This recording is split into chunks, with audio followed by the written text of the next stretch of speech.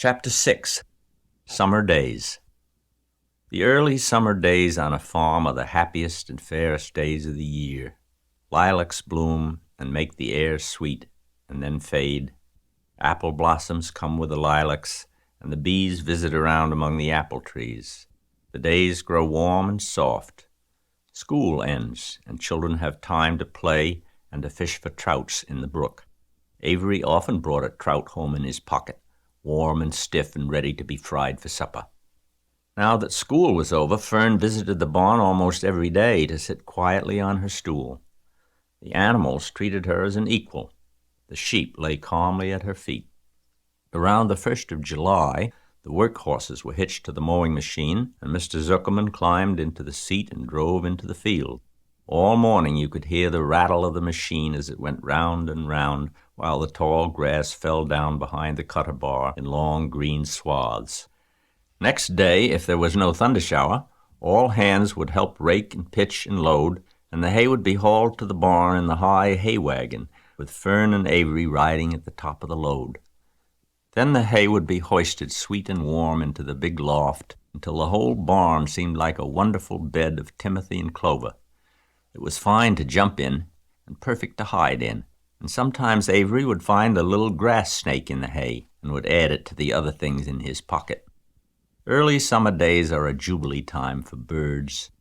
In the fields, around the house, in the barn, in the woods, in the swamp, everywhere love and songs and nests and eggs. From the edge of the woods, the white-throated sparrow, which must come all the way from Boston, calls, "Oh, Peabody, Peabody, Peabody." On an apple bough, the phoebe teeters and wags its tail and says, "Phoebe, Phoebe." The song sparrow, who knows how brief and lovely life is, says, "Sweet, sweet, sweet interlude, sweet, sweet, sweet interlude." If you enter the barn, the swallows swoop down from their nests and scold. "Cheeky, cheeky," they say. In early summer, there are plenty of things for a child to eat and drink and suck and chew. Dandelion stems are full of milk, clover heads are loaded with nectar, the Frigidaire is full of ice-cold drinks. Everywhere you look is life. Even the little ball of spit on the weed stalk, if you poke it apart, has a green worm inside it. And on the underside of the leaf of the potato vine are the bright orange eggs of the potato bug. It was on a day in early summer that the goose eggs hatched. This was an important event in the barn cellar. Fern was there sitting on her stool when it happened. Except for the goose herself, Charlotte was the first to know that the goslings had at last arrived. The goose knew a day in advance that they were coming. She could hear their weak voices calling from inside the egg. She knew that they were in a desperately cramped position inside the shell and were most anxious to break through and get out. So she sat quite still and talked less than usual. When the first gosling poked its gray-green head through the goose's feathers and looked around, Charlotte spied it and made the announcement. "I am sure," she said, "that every one of us here will be gratified to learn that after 4 weeks of unremitting effort and patience on the part of our friend the goose, she now has something to show for it. The goslings have arrived. May I offer my sincere congratulations?" "Thank you, thank you, thank you," said the goose, nodding and bowing shamelessly. "Thank you," said the gander. "Congratulations," shouted Wilbur. "How many goslings are there? I can only see one." "There are 7," said the goose. "Fine," said Charlotte. 7 is a lucky number." "Luck had nothing to do with this," said the goose. "It was good management and hard work."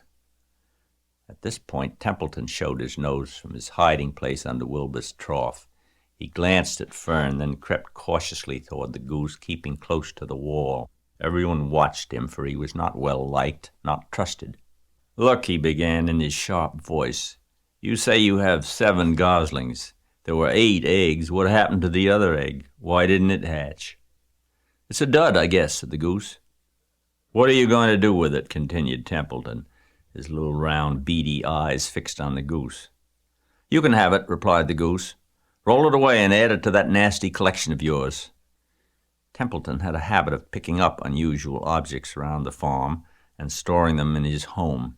He saved everything. "Certainly, certainly," said the gander. You may have the egg, but I'll tell you one thing, Templeton. If I ever catch you oking your ugly nose around our goslings, I'll give you the worst pounding a rat ever took." And the gander opened his strong wings and beat the air with them to show his power.